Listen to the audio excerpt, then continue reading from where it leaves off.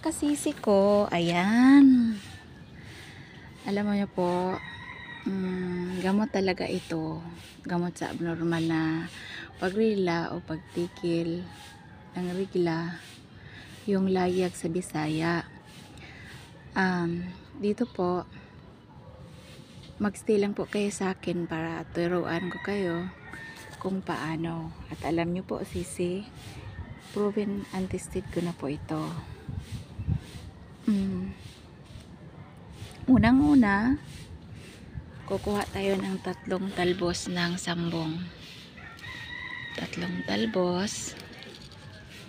At huwag kayong aalis kasi tuturuan ko kayo kung paano ito gawin.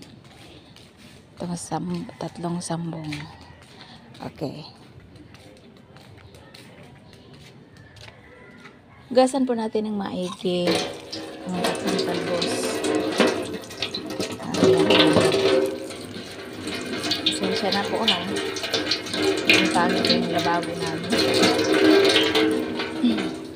Yan. Pagkatapos ng sisi, kukuha tayo ng kaldero. Pasensya na sa kaldero namin kasi ito talaga pumuti na siya sa kakahugas kasi itim talaga to. Pwede ito gamitin pang-init, no? Lagyan natin ng 2 basong tubig. Yan. 2 basong tubig lagay natin.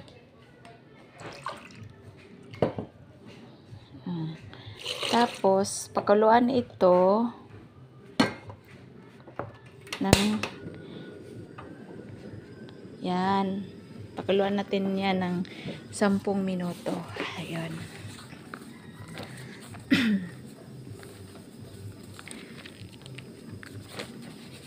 Alam niyo po, mga sisi, 5 months na po akong hindi dinadatnan.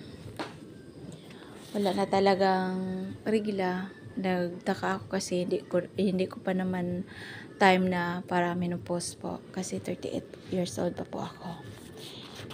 Tapos, ito lang ginagawa ko. Wala namang mawawala kasi herbal naman to. Trinay ko talaga to. Supposedly, 11, 12, 13, 14, or 16. Na talaga ako dati. Tapos, bigla lang tumigil. Ayun. Hindi naman ako nagpa-doktor kasi mahal. Alam niyo naman, pag sa public naman, ang tagal ng resulta. Pero yung sa akin, trinay ko, okay pala. Napiti ako. Negative talaga siya kasi wala namang umaano sa akin. Ayun. Tapos, ito lang ginawa ko. Alam ko naman na hinintay ko 11, 12, 13, 14, 15, hindi pa ako dinadatnan. Ayun, pagka 16, na ginagawa ko na ito.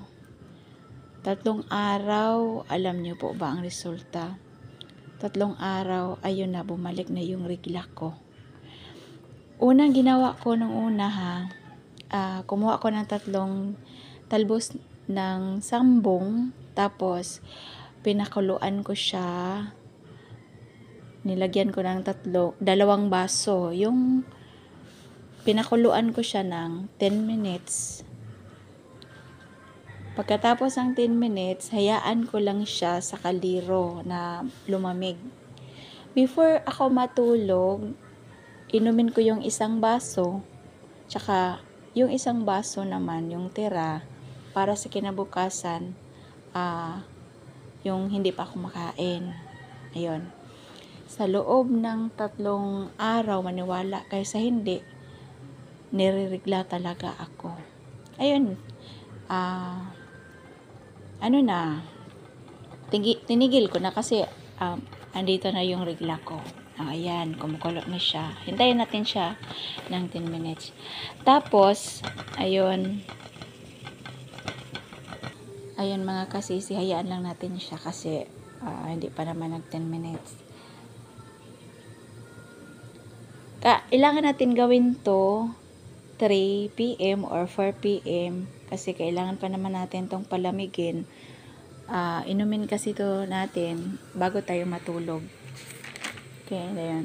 Tapos, ayun na nga, yun ang ginagawa ko. At tested sa akin. Para sa akin, hiyang naman ako. Kaya, ginawa ko na ito.